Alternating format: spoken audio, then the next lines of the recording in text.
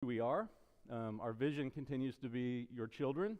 When you run into a St. Benedict's child, you're going to see somebody who's courageous, who's confident, who's compassionate, who understands community and diversity and is grounded in faith. And then on a daily basis, as we prayed for our teachers who are at this moment putting all their attention and all their energy into your children, they're the ones that inspire learning, nurture growth, and embrace these values. If you go into any Episcopal school, the blue circles you're going to see no matter what. They're inclusive, they're about community, diversity, faith, and what makes us a little different here is our collaborative learning environment. Our teachers work very closely together. They've been together for a long time, so it makes it easy, but that bleeds into how students learn. So that collaborative learning environment bleeds into them, and it becomes part of what we define as academic excellence. The state of the school is all about where we are in our strategic plan. If you look at the top, you will see that we are in the last year of our strategic plan. So we are beginning a new one, and at the end of this, almost at the end of this, we are going to present to you all an opportunity to help us create parts of the new strategic plan. As we have gone into this, one of the focuses for this 5 years was expanding the facilities. As we have gone into the beginning of our strategic plan with the Board of Trustees, with the leadership team, what we begin to understand is we're going to continue expanding the facilities, but we want to maintain our culture. So the activity that we're going to do at the end is going to help us do that. Unique educational model is one of our strategic plan items. Hopefully it works this time. Hopefully. Good morning. Glad to see you guys all this morning. I'm going to see if I can juggle all this in my hands. So there's a couple of things. If you have worked with me before, you know that I'm passionate about a lot of things that are St. B's. This is one of the things I'm one of the most passionate about. And that's why this model is so important. And I think I realized my passion for it as my daughter and my son were coming through St. Benedict's too. I realized as a parent what value this model has. As an administrator, I've always known what we do. As an administrator, I've always known that we work with these students and we make sure that those middle school students that want to fall into the cracks don't go in the cracks. We pull them out of those cracks because that's what they want to do in middle schools. They want to not be seen. We make sure that they are seen. If you're a parent of a smaller student, one of our littles, you can know that we are planning things for them, not just beyond kindergarten and not just beyond second grade. We're looking at what they're going to look like when they go into high school, and we're backloading everything so that there are intentional, purposeful graduates when they leave us and go into high school. They have everything that they need to be successful once they get there. I think that one of the things I learned as a parent was how much this process benefits them when they're applying to college. And having to go through the process of identifying a school where they're going to be a good fit for high school very much leads into the process of figuring out where they're going to go to college and having to manage that application process. So one of the things that I love about it too is it's a safe place to fail. It's a place where they're known. When you look at other schools that are preschool through 12th grades, oftentimes you're talking a lot about the college applications, you're talking about the college acceptances, the football teams, all of those things, the SAT scores, or you're looking at really cute pictures of the little ones. The middle schoolers sometimes fall through. And with us having an intentional eye towards making sure that they don't slip through the cracks, we're giving them all the tools and strategies they need to be successful once they get into high school.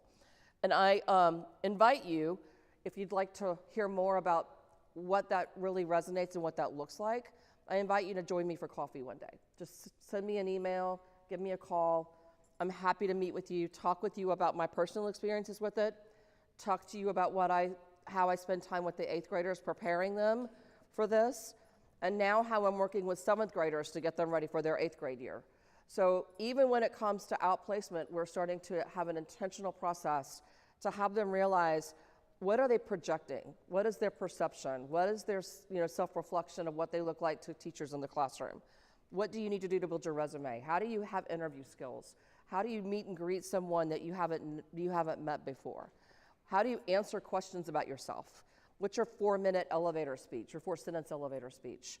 So all of those things we work intentionally to make sure we're preparing them. And when they leave us, many of them go on into independent schools. Many of them are at these schools that you see on the screen. For the last 2 years, we've had a tremendous amount of success. The students who have applied to independent schools have all gotten into the independent schools. So they've had multiple choices of where they want to go. So every one of these schools is one of the schools that they have applied to, and many of them are attending these schools right now. We also have children who just choose not to go the independent school route and go into the magnet or the public schools. And this is a slide that shows you where some of our students are there. The Cobb Academic Division is a conglomerate of 7 schools. A lot of families don't know that this exists. It's 7 schools within Cobb County that you can apply into. Campbell IB is the one that most of us know. A lot of us that go to school here are zoned for Campbell IB. But we also have the option of applying children into Wheeler, which is a fantastic engineering program. We have the option of applying them into Kennesaw Mountain, which is STEAM. North Cobb is international business and international affairs, kind of a heavy language base. South Cobb is pre-med. Pebblebrook Performing Arts is a performance academy where they can audition and explore all things theater and visual and performing arts. And then there is CETA, which is one of the newer additions to Cobb's magnet program, and that is a trade program. So students who might not want to take the traditional college path can go to a trade school and can learn all kinds of things from community partners within Smyrna. So there's a lot of opportunity within these, within the outplacement process. I said last night, one of the things that when I first started doing outplacement, when my daughter was going through, she was the first graduating class, and then a couple after that, I would call these schools and I would say, can you come and talk to our students, come and talk to our parents, give them information about what it's like to apply out. And now the schools are calling us. Now that our students are in those schools and they're performing in those schools and they're so successful in those schools, they're showing, they're emerging as leaders in those schools are calling and saying, can we come talk to your families? We want to get more of your kids here. So that shift is incredible. It's lots of fun to watch that. And then we continue to keep up with them as they go to college. And we keep up with what they're doing and how they're growing and evolving in those college campuses. They keep up with us. They let us know what's happening. Last summer, we had an Embry-Riddle and a Georgia Tech student come and do a camp for our pre-Kers. So they're still connected to their community. They're still connected to our school. It's a lot of fun to be able to have them come back and tell us things about what they remember or what they did. And we're trying to plan some alumni events coming up so that we can bring them all together again and have them be a part of this, continue to be a part of this community. Matriculation, there is a handout that I think Polly, she might have stepped out. Angela will hand it out to you. This is just a document that shows since we are first graduating class, where students have gone. In the beginning, it was kind of 50-50. Students went independent school and students went in the Cobb Magnet. In the last couple of years, they have trended more towards the Cobb Magnet program. So I think as the Cobb Magnet becomes well known, our students have gone and they've seen the success that they've had there. Then we've had a lot more students who have explored that option for high school. We've had a tremendous amount of success in that program. I work very, very closely with Leisha Wood at Campbell IB. She's a fantastic educator. She's very, very passionate about bringing students into her program. And once they are there, they are tremendously guided through the high school process. So it's an amazing option for our families. It's an amazing option for our students. And this is one of the slides that show you where they're kind of trending. And that document that you have shows all the way back to the first graduating class. The other thing I'm passionate about is what makes us unique and different. And this is another conversation over coffee I'd invite you to have with me, because I really do think there are things that really set St. Benedict's apart. The preschool through 8th grade model is certainly one. The Spanish as a core subject is certainly one. The STEAM program is certainly one, but you can go into a lot of schools and find elements of that. What I think sets us apart are the culture, the teachers that have been highly retained, the teachers that have a high retention rate. Our retention rate year after year is very, very high, keeping our teachers here. We make sure that they have professional development, that they are supported, and they enjoy this culture. They enjoy being with your children. They don't see this as a job. They see this as a passion. And they come in every day wanting to love on your children, and that makes my job so easy. When I walk into a place and it's just the foundations are love and support and nourishment. So I love that is who we are. I think that we also set ourselves apart Cobb County schools with our cursive program. Those schools have discontinued that curriculum. Lots of the independent schools have as well. We still teach cursive in 3rd grade. So that is a huge thing that 2nd graders look forward to. And in 3rd grade, they ask, when can we start? When can we start? When can we start? So it's a lot of fun to watch that enthusiasm grow and build. And the other thing I'm passionate about is the brain science behind cursive. So I have lots of coffee opportunities if you guys want to join me. But the science of a pencil never leaving the piece of paper and what that does to parts of the brain that aren't always engaged when children are writing is completely fascinating to me. And I love the fact that they're not only going to be able to engage those pieces of their brain, they're going to be able to read letters from all of us that are older that write in cursive. And they might even be able to write a letter themselves in cursive. So it's one of those arts, and I don't think it's a skill, I believe it is an art, that I am so passionate about continuing to see our children be able to do. Our grammar curriculum, the other thing I look at a lot with outplacement and admissions in my role here, is writing and how students are able to write. Starting grammar in 1st grade, having it ramp up a little in 2nd, and then go full force in 3rd, creates a writer that is so different when you're starting to look at children who are applying into us from other schools, many of whom don't start grammar until 6th grade, and have the ability to not only take their thoughts and put them on paper, communicate them effectively, but organize them well, and add details, and stretch that sentence out just a little bit, and add coherent punctuation and capitalization and all of the things that make good writers. And I did a little bit of work this fall with some students that were going to college, helping them do their essays. There are some 8th graders who can blow those seniors out of the water with their writing and their essay skills. The way that they can creatively come up with a subject and they can write about it, and it's coherent and it's organized and it's thoughtful and it's articulate and it's detailed. And that, to me, regardless of what they go and do in high school and where they go to college, that written ability to communicate is key, and it's something that they're going to need in every aspect of what they do, regardless of where they leave us to go and regardless of what they leave us to do.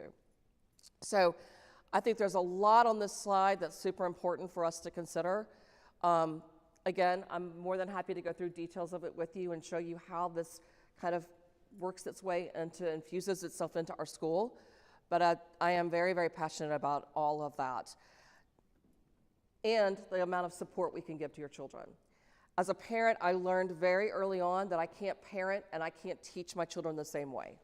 And if you have multiple children, you may have discovered that, or you may going to be discovering that.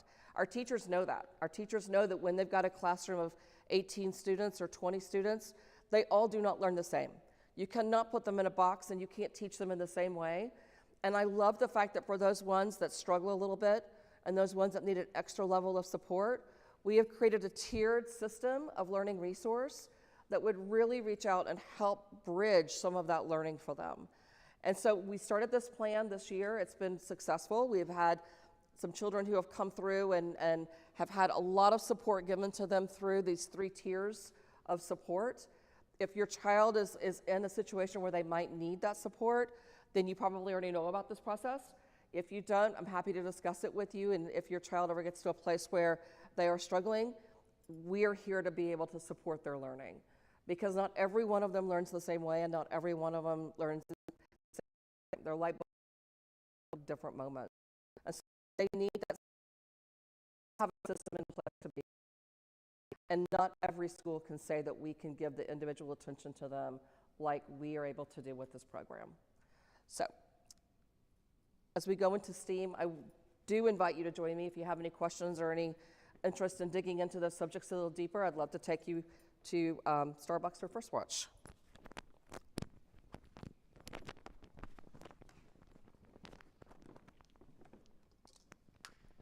Okay, well, I'm going to have to think about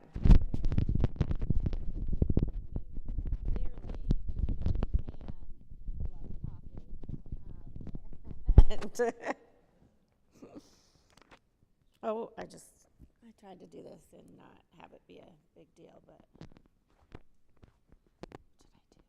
what did I do? We had a poll yesterday, and we got to a point where it was just too complicated.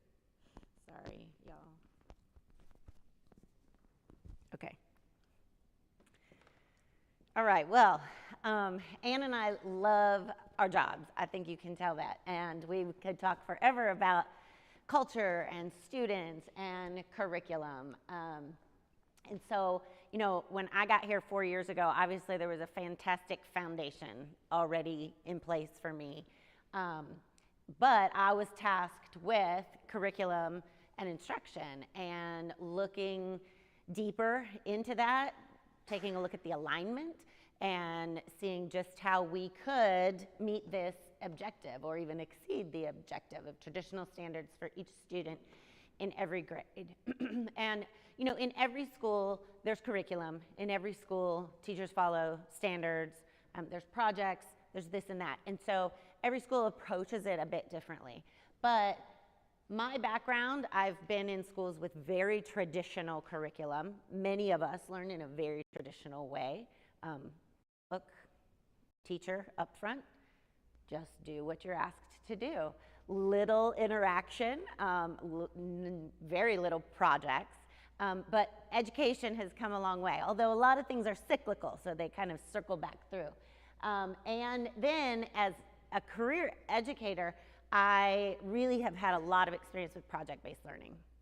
And so Brian and I were talking a lot about that when the STEAM grant came up, and I was like, this is perfect. We're very excited for this. And so if you take a look at these three circles, curriculum, pedagogy, and assessment, and this is just the world that I live in, that I absolutely love. So let's think of a reason to get together with me, and or you can do it together. We both love coffee. We could meet with you all day.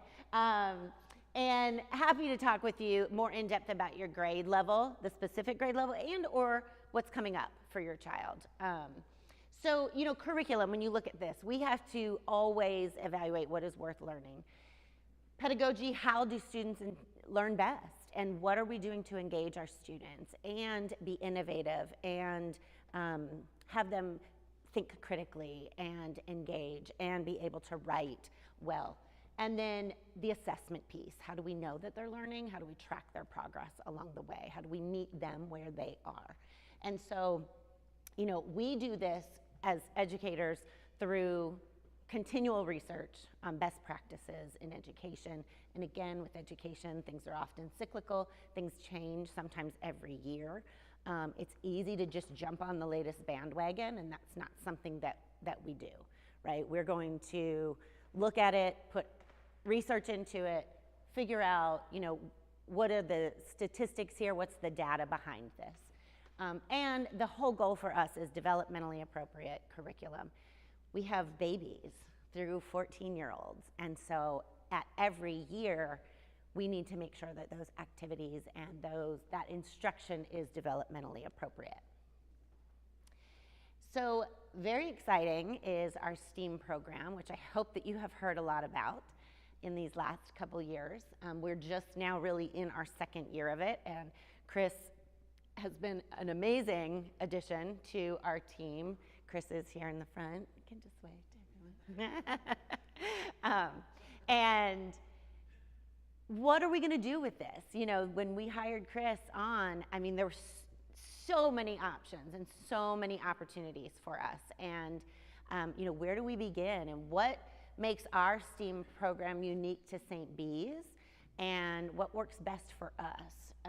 You can see all of these things here are what help us reach and even exceed that goal of moving just beyond traditional standards, because STEAM allows for a lot of inquiry and integration. All of our students come to us curious, and we want to keep that curious flame burning through middle school and beyond. Design thinking. You will find schools who do design thinking in various ways, and so that was one of the very first things that Chris did, was say, okay, let's make this process appropriate for a 4-year-old, an 8-year-old, and a 12-year-old. We want our St. Bees design thinking process to be our own, what makes sense. STEAM is problem-based learning, so they are solving problems every day. We want to tie that to real-world problems, real-world application. And STEAM allows for differentiation, and so many times it's small group work, Sometimes it's even just an individual who wants to dive a little bit deeper into a topic, and so we can really personalize learning and really focus on student passions with our STEAM projects.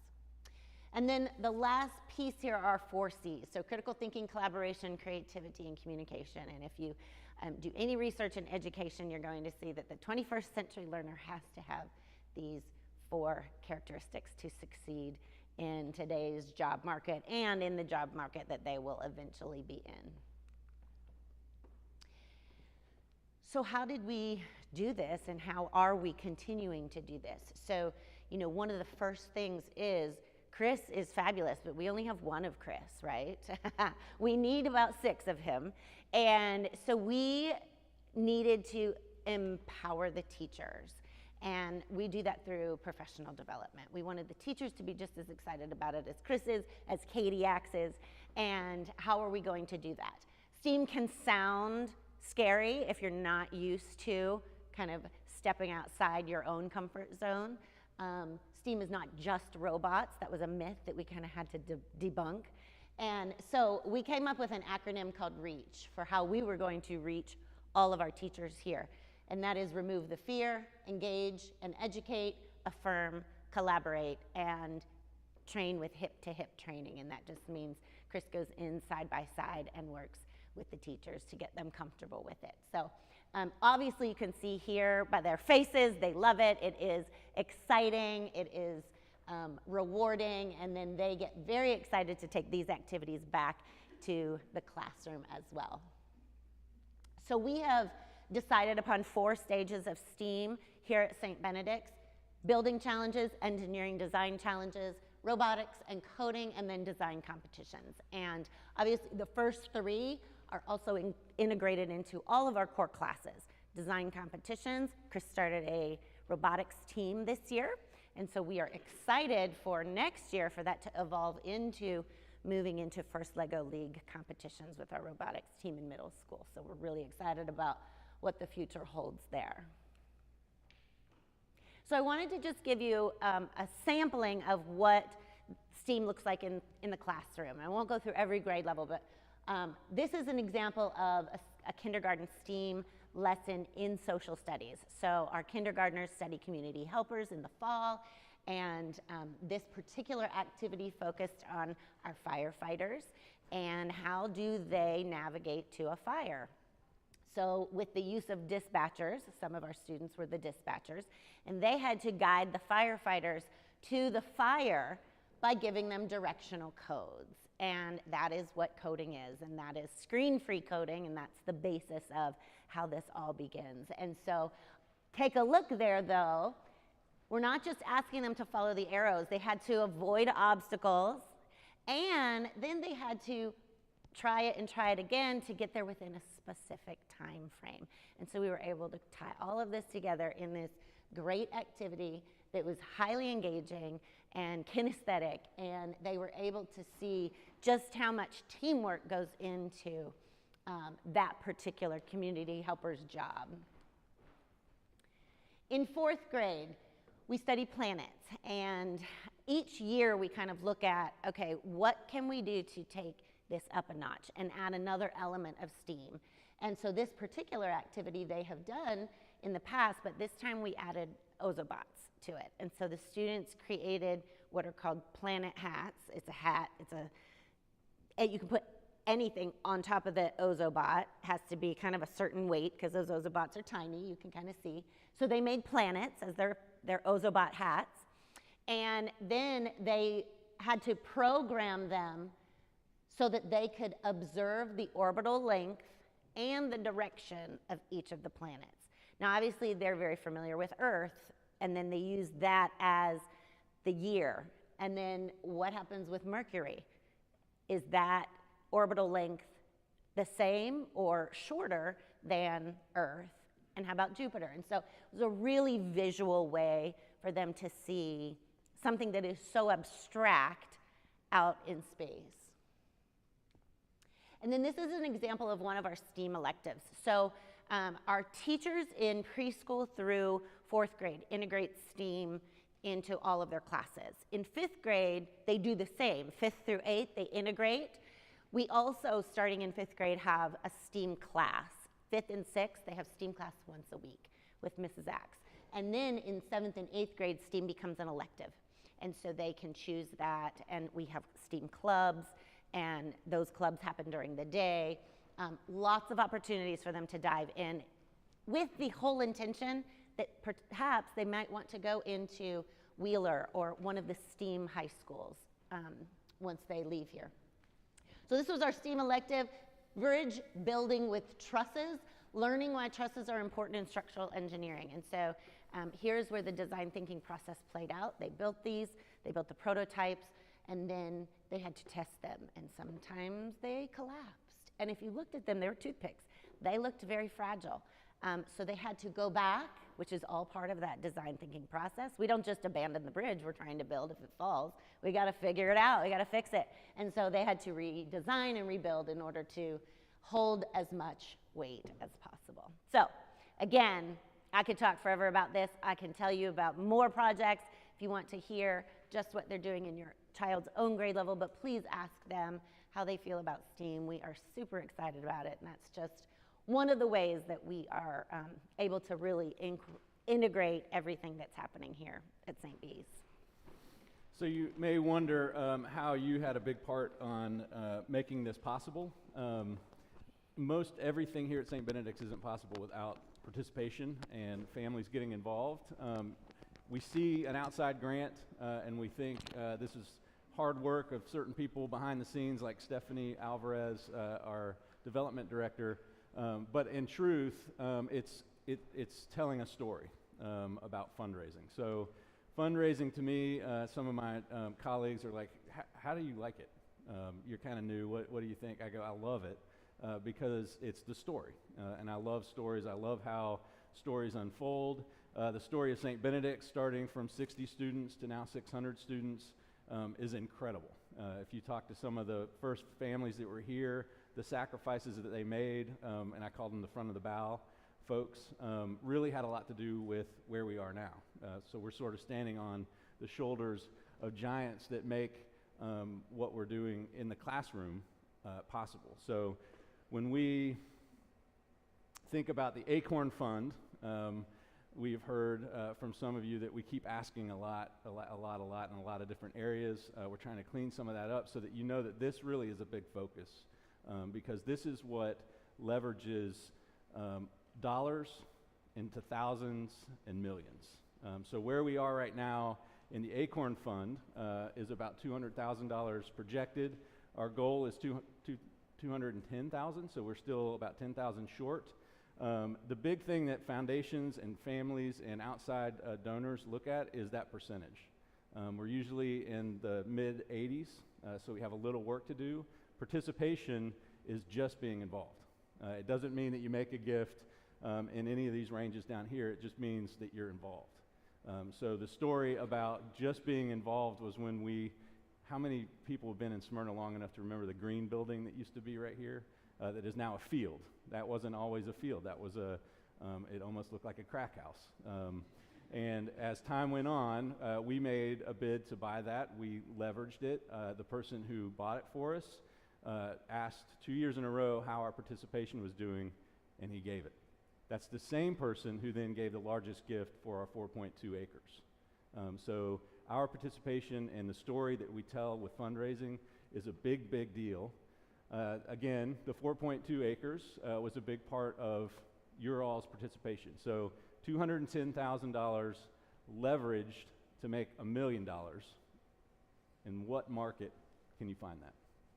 And that will continue. So that will become millions through your participation. So all of these things have happened because of your giving. The expansion of the preschool was actually our Parents Association, which gives countless numbers of hours to make sure our teachers are happy and to create what I think is the secret sauce of St. Benedict's, which is community. Making things possible for us to get together. I call them sticky events, where you find out that somebody in your kid's class that you remember their name from your kid has really cool parents. The story I love to tell is during COVID, somebody I knew from Holy Innocents as a student was here, and they were moving to East Cobb during COVID. The summer that we sort of released and we were able to spend time in the playground, he met tons of families. I met him at Kroger in East Cobb, and I said, well, how are things going? He goes, I think we made a mistake. I go, why? He goes, I didn't realize how many people I liked in my son's class, and we all met at the playground. If we had just waited one more year, we'd probably still be in Smyrna. So that's a big part of the PA and what they do. And then finally, this allows us to do what I'm sure some of you are mostly here for, is to hear about what are the plans for that 4.2 acres. As you know, that was a big part of our first 5-year strategic plan. This next one is a lot about what we are trying to do is preserve the culture. Hopefully you've seen this video. If you haven't, it really does tell the story. We started the capital campaign by imagining. Imagine what this school would look like with a new piece of property, and we could spread everyone out across all the properties. And with your help, we were able to get approved. We closed on this property. It is now ours. Now let's imagine some more. Imagine what this property will look like with a middle school building on it. Imagine classrooms the size that they can fit in. Imagine lockers. Imagine them moving through the hallways. Imagine an auditorium big enough to play basketball in. Imagine a field where they can run out of class, play sports, get the wiggles out. Imagine a carpool that actually runs smoothly. Imagine your child being in this brand new building on this property that we now own. Let's imagine this together. It's hard to know what's on the other side, but together we can imagine it. The leadership team is in, our faculty and staff are all in. I'm in. Are you in?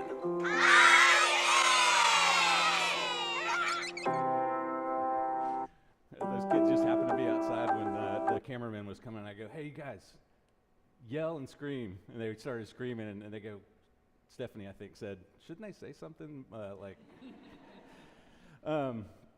So here are the phases of what the property will become. So as we think about phase 1, that is the land purchase. Christy Brown, who is not well, would be here, but she and I raised $1.9 million in like 6 weeks. And I'd love to give us all the credit, but that's really the credit given to our families. A very small percentage of families, even in the midst of zoning and in the midst of are we going to get through, and in the midst of, I don't know how many times we got delayed, but it was enough for me to finally realize that this may not be a reality. They put money in at a very high level, more for the fact that this is going to be something for the future, that their kids may or may not see if we don't get the land, but that investment was very important. And so as we get to this phase 2, you will begin to see the building. When we went through zoning, phase 3 is going to have to be another hard-won battle with the zoning because they'd reduced everything. So we've been meeting with the architect to make sure that we have the arts and the music in the first phase that we had originally talked about as the third phase. And again, it also includes an auditorium so that we can play basketball in a half-court style and have somewhat of a meeting space for all of our students on that campus. This is what a capital campaign looks like. If you're not familiar with the different phases, we are square in the middle. So we've done all the planning, we've done a feasibility study, we've gotten to the point where we are starting to reach out to folks outside the community as well as inside the community. I've had, after one of these gatherings, people ask, well, how do I get involved? This is my chance to take you to get coffee or go to First Watch. Christy and I are more than happy to meet with you. Again, this is really about being involved in it at a high level. So we're going to celebrate all of those folks in March. If you want to be in that group, we are beginning to meet with the architect more and more to develop space so that we know what kind of space we have for naming opportunities and things like that. So let us know. Stephanie is in the back if you want to grab her at Publix sometime. Just kidding, Stephanie. For coffee sometime, let her know. So the kickoff phase on that also, to give you a little clarity on that, will begin after the land is paid for and when we're well into raising money for the building. So you won't see the public phase. A lot of people have asked, well, when is everyone going to get involved? That's usually when everyone gets involved. It's when we've carried most of the weight and we're asking for folks to get involved. So if you want to be part of the carrying most of the weight, look around the room and you're wondering, well, should I get in? Are they going to get in? It really is about community. And we're all in this together. We are very aware. I think one of our first capital campaigns, I heard somebody whisper, as the then head of school, not me, was saying what it's going to take to get our middle school built. You can imagine that was a little bit of a heavy weight back then. And one of the parents just leaned over and goes, well, I guess we're not going to Disney this year. And we understand that it's not going into your 401k and that you have some sort of wealth developed at our age. It's really kind of small sacrifices that's going to make this happen. So how can you help? Again, make a large gift. Ask folks that you know. One of the things that I am very curious about is I have a very strong feeling that there's someone in our community, or someones, that feel very strongly about the kind of education we're doing here. It's unique. It really is. If you think about the different schools, how we set ourselves apart, we are developing minds that can see two sides to an argument and be able to defend their side without saying you're wrong, without putting people off, and actually respecting someone else's opinion about where they are, who they are, and what they think is important in the world. And I think that's missing if we read the news. And we are developing child's minds that can go on and be flexible but smart about who and what they are about and what they believe in. So I think somebody is out there that wants to invest in that kind of a world, and it starts at a very base level when they look around the classroom and see folks like what we see in our classrooms. And then the final thing is, again, I don't like to say fundraising, I like to say friend raising. So if you have friends that are interested and you don't have the ability to get a high gift, we will be more than happy to meet in homes, have dinners, get a group together and do it that way. Getting to know you all, people that we've met with, we sit and we start having conversations, and it's really about finding what's important to you all in the school. There's one donor that wanted to see a cross-country track around the building, and when we were meeting with the architect, he goes, "Is there anything else?" I go, "Oh, we need a like a loop around that property so that we can do cross-country." So it's that kind of thinking and meeting with you all that makes us who we are. So our last objectives on our strategic plan have been met, and we continue to improve on them. So as we go through this, Katrina's upstairs in the sound booth, making sure that this gets recorded, and people who aren't able to be here can be here. This is an incredible list of things that she's already done in less than a year that she's been here. We have added, you probably have seen this slide before, that face interchanges. It is my job now to keep that face here for the next however long she'll stay, but 4 or 5 years hopefully.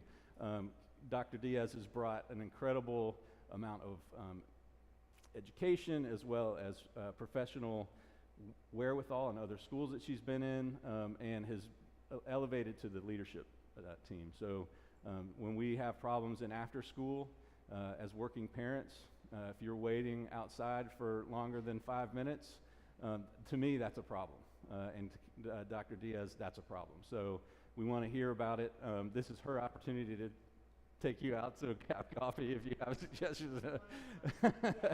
But these are all the things that she is bringing to the table, and this summer is going to be an incredible summer. As I talk to other parents and they look at our offerings, which for summer camps, if you're waiting for those to come out early next week, we get first opportunity, so jump on those. We're going to open it to folks that are enrolling next year, and then it goes out to the public, and these things fill up. We've got a lot of STEAM opportunities, as well as just fun in the sun, hopefully the sun. Enrollment, so as you think about enrollment, think about the children who are in your child's life. These are their friends that are in the classroom, the people that they hang out with. These are the deadlines. The most important one is February 1st. because we're doing continual enrollment, we'll be taking deposits on the 15th. Dates for this, so you don't have to take it, are on the way out. And financial aid is a big part of what makes what we do possible. So these are the dates. Again, those are on your way out. Kirsten's over here working feverishly. She's got 3 today, right? Assessments. Tuition fees, this is the letter that went out. It's copy and pasted. A lot of folks ask, where does tuition increase go? It does not go to help pay for a new building. It goes more this year than ever. If you've heard, there's a thing called inflation that's happening. I'm not going to use the R word, but as things and prices go up, our teachers are the main reason your children are here having a good time and learning a lot. That increase is helping to help them stay. Obviously, you're not here for the money, but they are here because they love you, and as they would say, but money doesn't hurt. So that will help keep them. The other thing that we're adding to the fees this year and reducing the number of asks that you get in a year is the Parent Association fees. Again, that goes to help create an environment for our teachers. Thanksgiving meals is probably one of their favorite things. When they get breakfast, you have no idea how much happier they are during the day when there's a Chick-fil-A sandwich downstairs that they can just go get, and if there are only biscuits left over, they go snack on. That's a big, big deal. It goes a long, long way. So thank you all, Parents Association, and those of you who gave to the fees this year. Next year, thank all of you because you're all giving. And then speaking of who's in the classroom with your children, we do keep track of diversity numbers. We have been at 40% minority, 41%. We have increased that to 43%. This is Smyrna. If you look at the last census, this is what our area looks like, and our children reflect that, and that's one of the markers that we had for our strategic plan, is to continue mirroring Smyrna. We're continuing to work on that with faculty. You can see we've worked on that on the leadership team and on the board. So this is an important thing to look at, makes us who we are. Got it? All right, questions before we go into you all helping us with our next strategic plan? Yes? Is there any estimation of when students will actually Yes, the estimation, the real answer is as fast as we can raise the money. As a preacher used to say, we've got everything we need, it's in your pocket. The real reality is if we were to rush this and get everything we needed, 3 years would be the earliest. A conservative estimate would be in the 5-year range. So that's why we didn't put dates on that capital campaign. Our feasibility study showed what we could do, and as we continue to grow, and as I say that word, you know that doesn't mean in capacity in the classroom or teacher ratio stays low, but it means meeting our goals. So as we continue to do that, new families will come in. I think last year when we thought we would get zoning like that, I said 3rd grade will probably see the inside of that building. That's a conservative thought right now.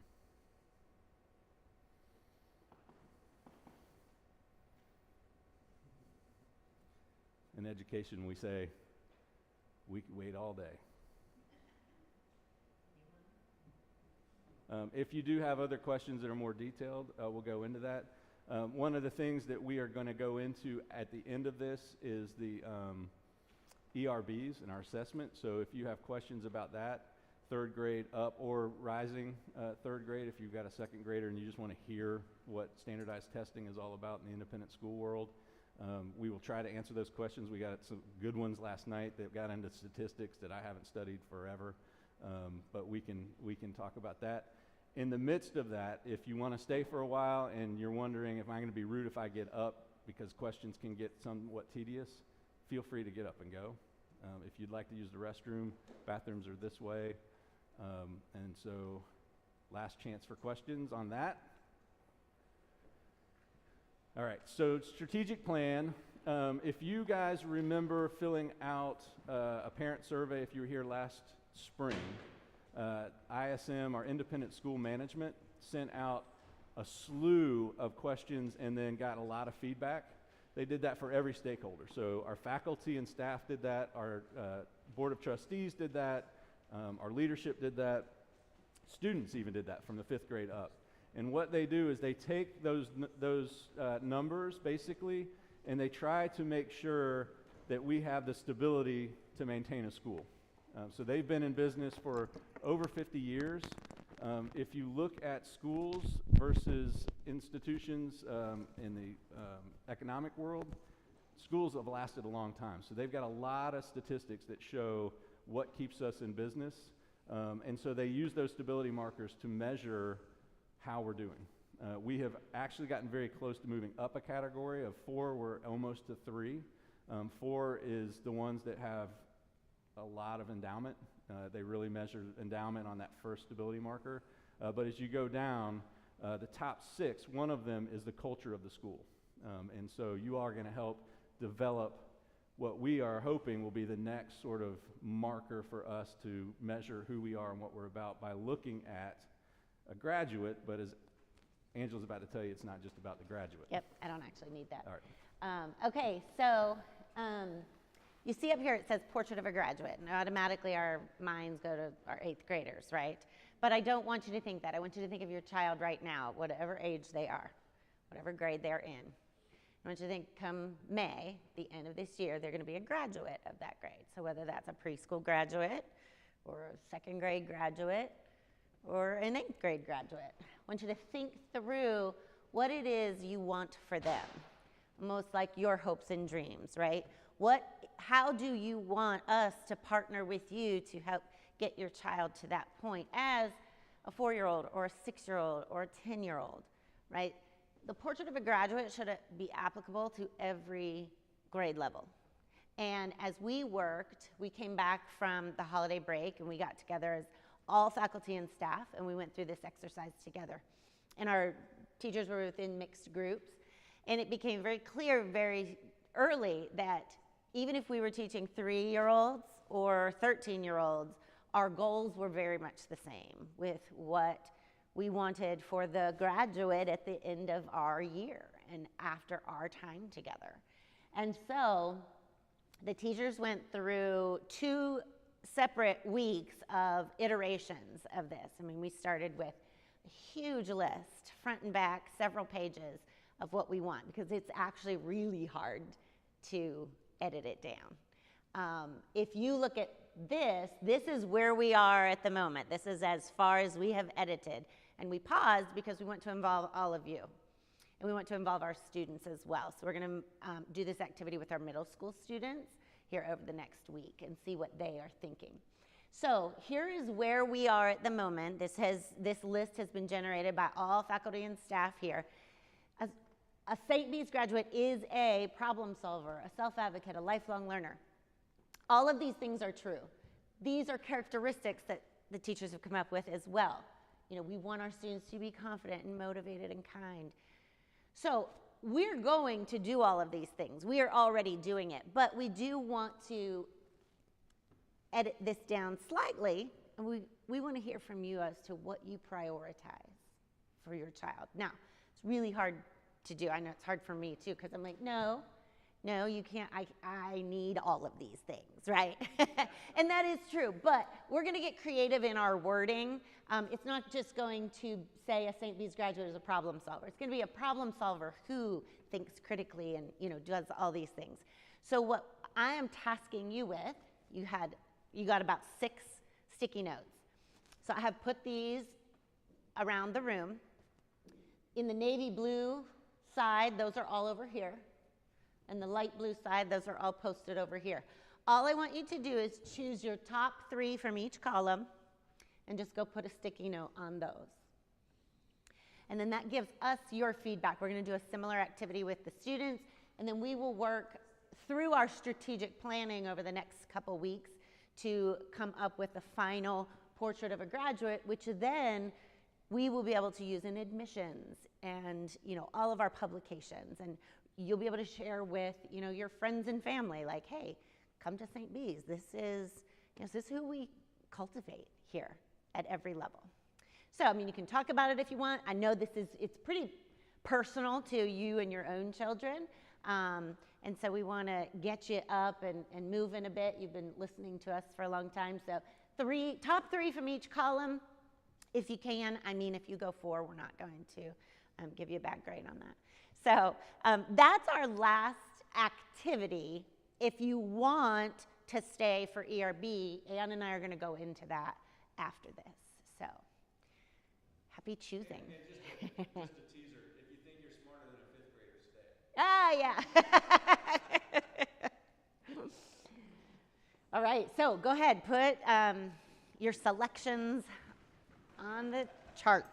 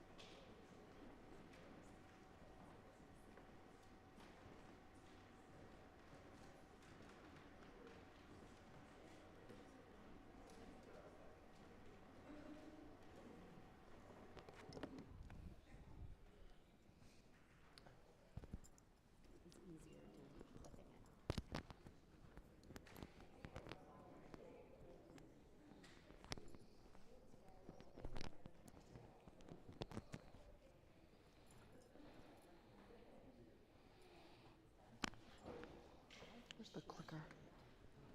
She should stop and then start this as a separate. She probably should. You want to text her? What's the difference between a problem solver and a creative and critical thinker? Because in my mind, I think they're similar or nearly the same. He's just right up there. A critical thinker and a problem solver. That's a good question. What's the difference to between you? the two? A critical thinker and a problem solver. Well, you can think critically about